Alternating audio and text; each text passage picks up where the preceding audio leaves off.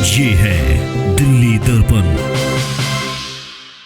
धर्म यात्रा शुभम भवतु, धर्म यात्रा शुभम भवतु, धर्म यात्रा शुभम भवतु। कि अन्य क्षेत्रे कृतं पापं तीर्थ क्षेत्रे विनश्यति। धर्म यात्रा शुभम भवतु, धर्म यात्रा शुभम भवतु, धर्म यात्रा शुभम भवतु, धर्म यात्रा शुभम भवतु। इन तीर्थों पापों का बोझ लेकर संसार से मत जाना। कि अन्य क्षेत्रे कृतं पापं तीर्थ क्षेत्रे विनश्यति।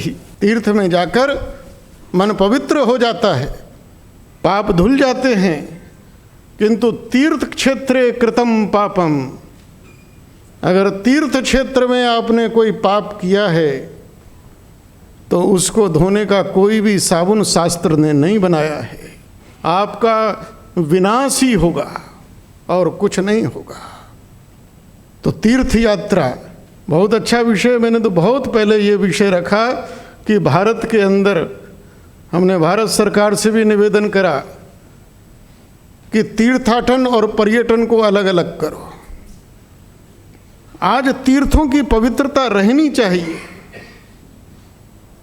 आज तीर्थों पर जो पुजारी हैं, पंडे हैं, पुजारी हैं, उनका कहीं ना कहीं संरक्षण होना चाहिए।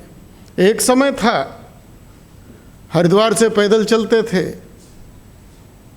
गंगा जी के किनारे किनारे रास्ते नहीं थे, कहाँ रुकेंगे, कब बारिश होगी, कब जंगली शेर आ जाएगा, कब कौन आ जाएगा, कोई भरोसा नहीं था।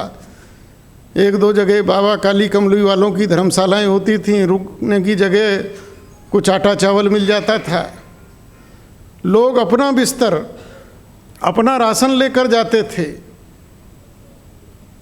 रास्ते में बीमार हो गए तो इलाज नहीं था।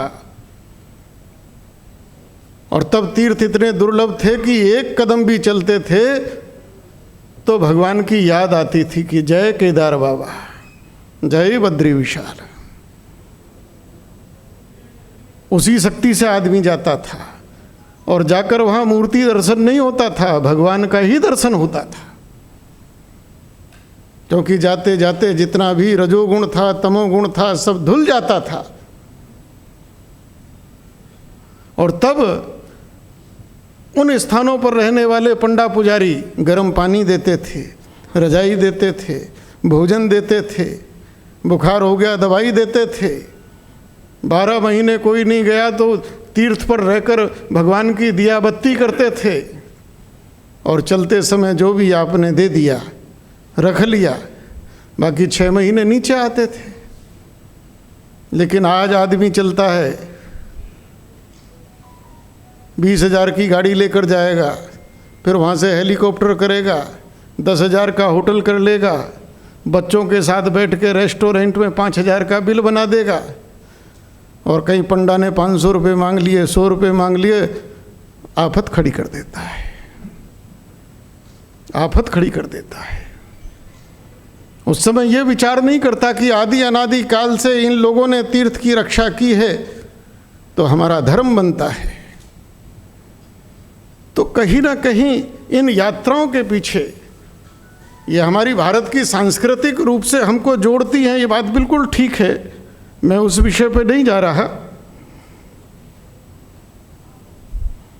लेकिन कहीं ना कहीं जब हम तीर्थ पर जाते हैं तो हम तीर्थाटन की भावना से जाएं। जब तीर्थ पर जाएं तो वहाँ जाकर सबसे पहले 10 रुपये खर्च करके एक किताब मिलेगी, उस तीर्थ की महिमा, उस तीर्थ की पौराणिकता, उस तीर्थ से जुड़ी हुई कहानियाँ, उस तीर्थ का महात्मा, जरा वो पढ़ें और उसके बाद उस तीर्थ को करें और फिर देखें कि आपके अंदर क्या परिवर्तन आएगा। तीर्थ पर जाकर उस तीर्थ पर किस प्रकार से पूजन करना है। ये तीर्थ ऐसे ही नहीं बन गए हैं।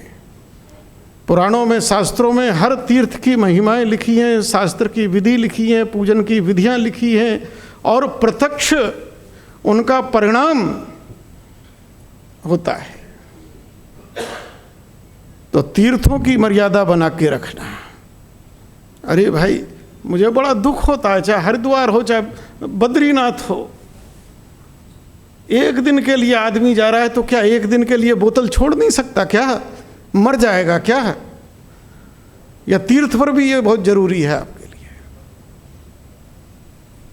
तीर्थ पर हम क्यों नहीं साथ? अगर हम तीर्थ पर तमोगुण फैला देंगे तो तीर्थ कुछ भी फल देने वाला नहीं है। तीर्थ की पवित्रता हमको रखनी पड़ेगी। और आज जो हमारा सनातन धर्म है तो कहीं ना कहीं वैश्विक संकट, सारी शक्तियां मिलकर आज इस धर्म पर, देखते देखते पंजाब में मुख्यमंत्री ईसाई हो गया।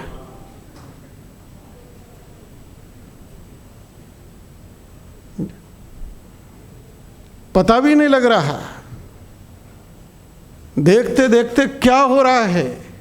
हमें बहुत जागरूक, बड़ा सजग रहने पड़ेगा, क्योंकि आज़ादी का अमृत महोत्सव तभी है जब हम अपने बच्चों को एक सुरक्षित भविष्य छोड़कर जाएं।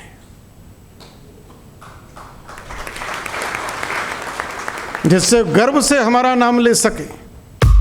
लेटेस्ट खबरों के लिए सब्सक्राइब करें हमारा YouTube चैनल या फिर लॉग ऑन करें www.delhidarpantv.com। खबरों की कवरेज और विज्ञापनों के लिए संपर्क करें इस नंबर पर।